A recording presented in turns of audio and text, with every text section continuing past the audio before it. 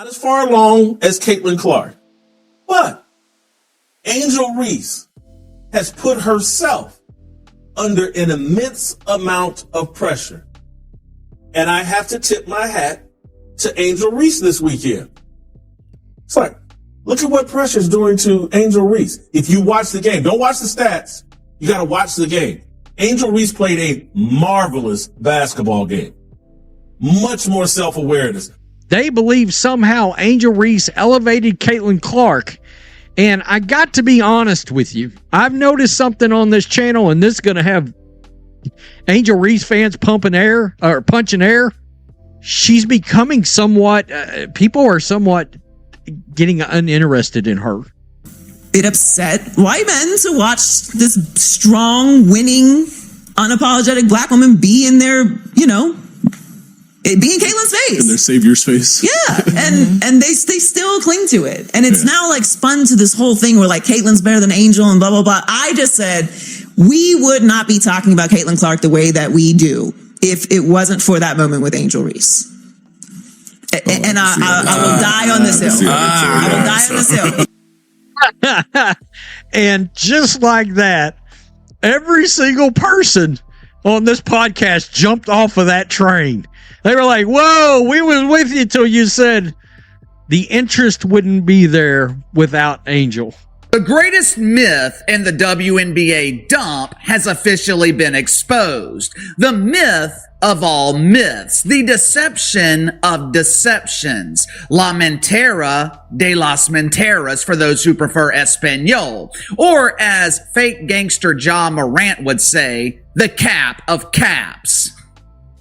For the better part of 2 years, maybe even 3 years, the mainstream media has been trying to convince us that Angel Reese is a huge... Finally, the fiction that has characterized women's basketball's recent seasons is beginning to fall apart.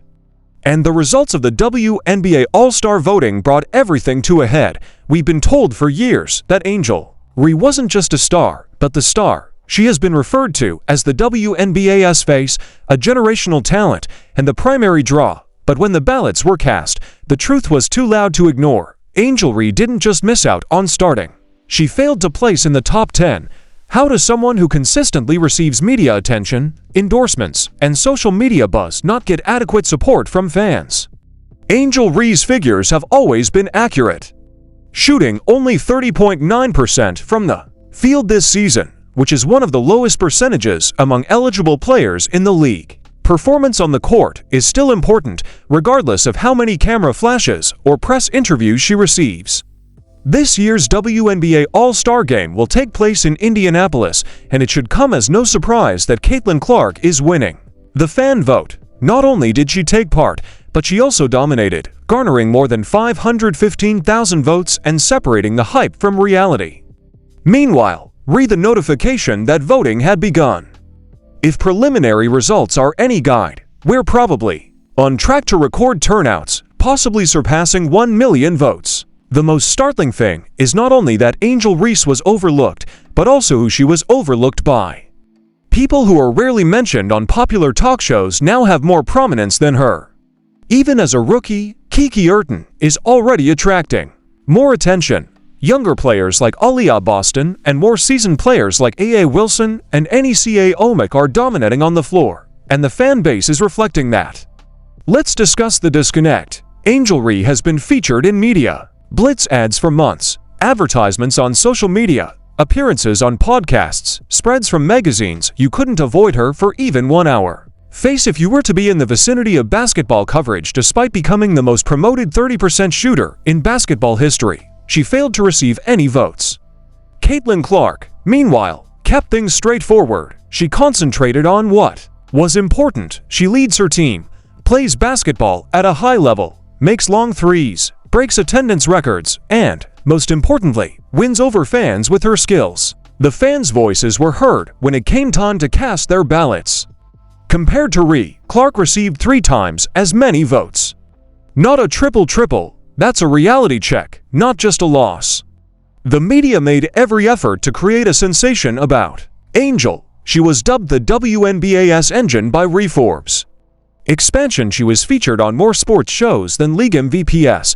Fans don't live in stories, but some stories hardly reference Clark at all, as if they were attempting to create a hero regardless of how well the performance matched. They view games, they read the box scores, wins, and actual statistics are important to them. Reese's inefficiency was not overlooked. She isn't getting layups. She's not converting glances around the basket. That should be the main source of income for a post player. Rather, she's accumulating rebounds off her own failed shots, which some are beginning to refer to as bounds. Then there is the elephant in the locker room, which is the subject of reports, rumors, and expanding rumors from fans that her own team may be growing weary of the cacophony. Beyond only bad luck, there has been noticeable annoyance during games, due to chemistry problems and missed connections on the court. According to some insiders, players are tired of Angel getting all the attention without any product to support it. What occurs, therefore, when the fans vote, the statistics support it, and even the locker room fails to support you? Now you understand what we're witnessing. The illusion's total collapse. The court stated something quite different from what the advertisement stated.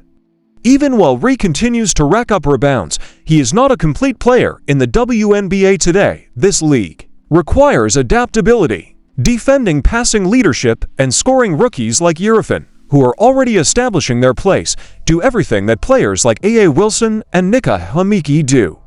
Conversely, Reese continues to appear as though she is still figuring out her game. The matchup with the Indiana Fever should not be overlooked. Reese concluded with 4 points because Clark wasn't even on the floor to give her an opportunity to shine. Instead of being her statement moment, it became just another reason why fans decided to move on.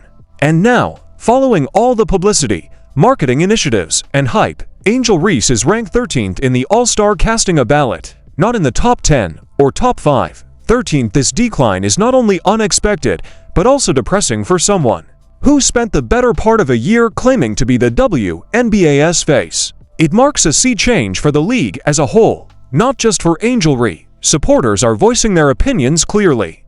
Performance above promotion. The reasoning is being questioned, even by some of the most devoted viewers. Should someone like Lexi Hall, who consistently defends well and shoots well, garner more votes than Reese? The marketability argument begins to lose its traction. You can't have your most advertised player in a league that's attempting to establish credibility. The player is falling behind in all of the key metrics. Let's see who the supporters actually voted for. Wilson received nearly 500,000 votes. Alia younger than Reese. Boston is getting close to 500,000 herself. Both players are renowned for being reliable on both sides of the court and effective team players. They don't require taglines or gimmicks. When they appear, fans give them rewards. In the meantime, Kikian, a name that casual fans hardly recognized from the previous season, is already causing a stir. She has good percentages and is averaging a double-double. Fans are listening to her when she lets her game speak instead of fronting in interviews or tweeting for attention. Returns us to the core of the issue. Angel, the foundation of Reese's game is hustle, energy, and rebounding. But in today's league, that is insufficient. You need to be versatile. You must complete plays and demonstrate your growth. As a post guy, shooting within the paint has been difficult for Reese. Clark wasn't even on the floor when she scored 4 points against the Fever. She took all the attention, and it became just another unmemorable stat line. Yes, there is energy and attitude, but a star isn't made of energy alone. It doesn't win elections, and it doesn't win games either. Even her most outspoken fans are struggling, justifying the findings on paper. Grabbing a few rebounds each night can seem impressive, but it won't be when you're missing many easy shots. Efficiency is still important. Basics are still important. Fans still care, as evidenced by the votes. Reese might still have a significant social presence. She might still get sponsorship agreements thanks to her branding.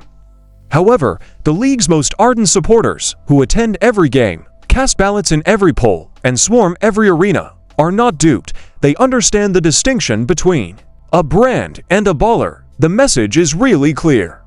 The WNBA needs game changers, not media stars, athletes who can step up when it counts and encourage their teammates. Illuminate the audience and the scoreboard. This isn't just about all-star voting. It's a referendum on how the league chooses to market its talent. For too long, hype has overshadowed production. and now fans are pushing back. They don't want narratives, they want results. By supporting players who are delivering night after night, fans have demonstrated that the all-star voting system is set up to give the fans the loudest voice. Reese isn't doing any of that right now, and fans noticed there's also something deeper going on here, something cultural within the sport itself.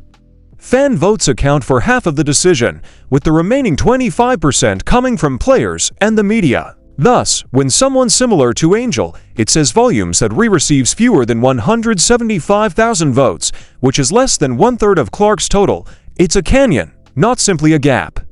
To be clear, the marketing machine was successful. Reese performed precisely as intended. She received the headlines and the deals. She received the publicity. She didn't receive the impact plays, the highlights, or the victories. Fans are fed up with the media's inability to fabricate those things. In contrast, Caitlin Clark earned her crown by being a leader, performing well, and being consistent. She didn't request it. The fans responded when she let her play speak for itself. Thus, now we have a league that attempted to promote a story and a following that blatantly accepts another Angel Reese is not being personally attacked by this. It's merely a warning to the WNBA. Let the game do the talking. Allow the top players to emerge. When the scoreboard presents a different narrative, don't attempt to impose it. Angel has more promise. Although she still has time to grow and change, she will need to work hard, make progress, and have an indisputable influence on the court if she wants to genuinely become the league's face. She wasn't the only person left off of the All-Star ballot. It revealed the discrepancy between output and perception. Until the game, that disparity will not close. The conversation and their message to the supporters was straightforward. If you're rooting for Caitlin Clark in the Indiana Fever, keep voting, keep attending, and keep demonstrating that genuine support cannot be faked. We'll cheer for the one who deserves it, not the one who gets the limelight. This league is watching. Thus, it must be earned, and this vote simply changed the direction of the discussion. Tell us who you believe should start in the comments section below. And maintain your enthusiasm if you're riding with the game's true stars. We'll see you at the next one.